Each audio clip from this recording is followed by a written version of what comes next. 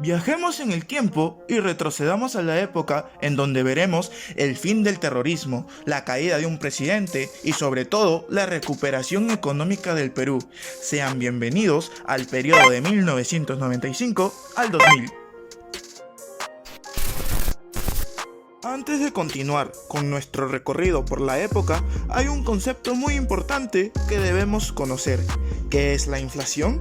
La inflación en economía es el aumento generalizado y sostenido de los precios de los bienes y servicios existentes en el mercado durante un periodo de tiempo. En otras palabras, es lo que produce que todo se vuelva más caro año a año. ¿Pero qué antecedentes tenemos a este periodo y qué nos lleva a hablar de una recuperación económica?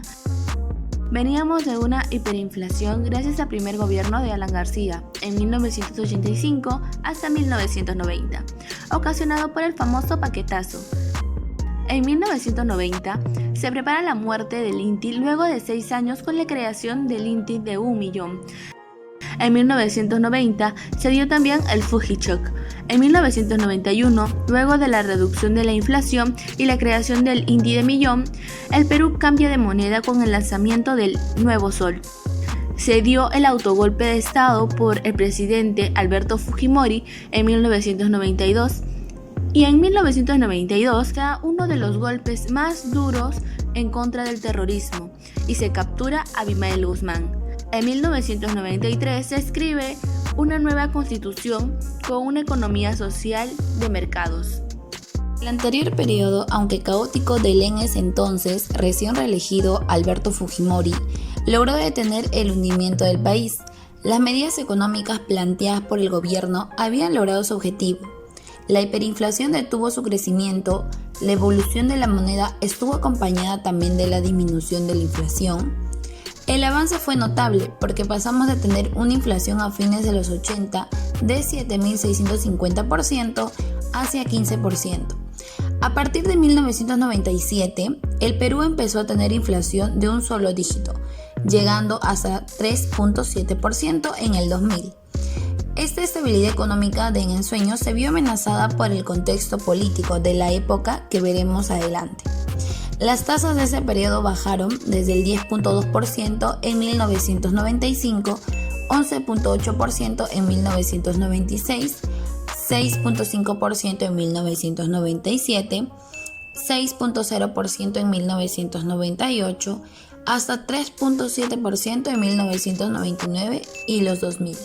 Esta recuperación económica vino acompañada de una nueva moneda, un milagro llamado Nuevo Sol. Desde su creación, la existencia del Nuevo Sol ha sido acompañada por un conjunto de cambios a nivel macroeconómico, en los que destaca un ciclo económico con un proceso inflacionario que pasó de los 3 dígitos en 1991 a un dígito en 1997. Con una nueva moneda, un nuevo banco que velará por la estabilidad monetaria y unas reformas estructurales, la economía se ordenó.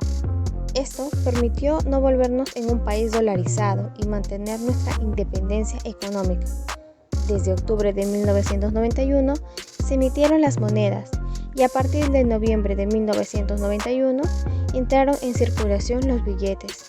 El billete de 5 millones se retiró hacia finales de 1995 y en 1997 veríamos el nacimiento de los billetes de 200 nuevos soles. ¿Y cómo interactuó el dólar durante esa época? El dólar desde 1995 hasta el 2000 tuvo un aumento periódico que fue desde 2.24 a 3.49. La balanza comercial fue uno de los factores que influyó en la volatilidad del dólar, ya que importamos más de lo que exportamos, es decir, salen más dólares del Perú a diferencia de lo que ingresaban. Por ello, elevó su demanda y empezó a escasearse en el mercado. Esto se reflejó luego del 2001 de que alcanzara su máximo histórico hasta ese momento de 3.51 para luego empezar un descenso en el 2003, cuando la balanza comercial se empezaba a inclinar a nuestro favor. Y en ese entonces, ¿cuáles fueron las políticas económicas del gobierno en relación a la economía?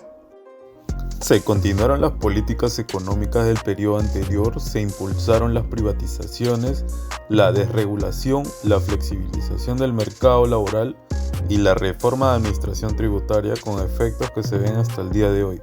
No obstante, a partir del año 1999, el escenario se tomó un poco complicado. La economía peruana experimentó una recesión por choques externos y quiebre de bancos. Ello llevó a que el Banco Central adopte metas inflacionarias explícitas. Como ya habíamos mencionado anteriormente, el contexto político influyó de manera crítica en la economía de la época. Este periodo fue de gran convulsión social que contrastaba con la recuperación económica que vivía el país. Fujimori no supo aprovechar tales condiciones para crear un verdadero desarrollo. En ese sentido, no generó empleo ni disminuyó los niveles de pobreza en la sociedad. Durante este periodo vivimos el operativo Chavín de Huántar. Los medios de comunicación fueron amordazados y nacieron los periódicos chichas con el fin de controlar la opinión pública, y se reveló la gran red de corrupción con los pledivideos. Esto terminó con la caída de Fujimori, que en los años 2000 intentó reelegirse fraudulentamente para un tercer periodo. El desenlace de esto fue un presidente prófugo que renunció por fax y con la economía amenazada por la incertidumbre que envolvió al país. El declive del gobierno fujimorista llegó gracias a las grandes movilizaciones lideradas por Alejandro Toledo. La marcha de los 4 suyos fue la cruz en la tumba de Fujimori, quien para desprestigiar a la oposición causó el incendio del Banco de la Nación el 28 de julio del 2000, mismo día que él recibía la banda presidencial por tercera ocasión.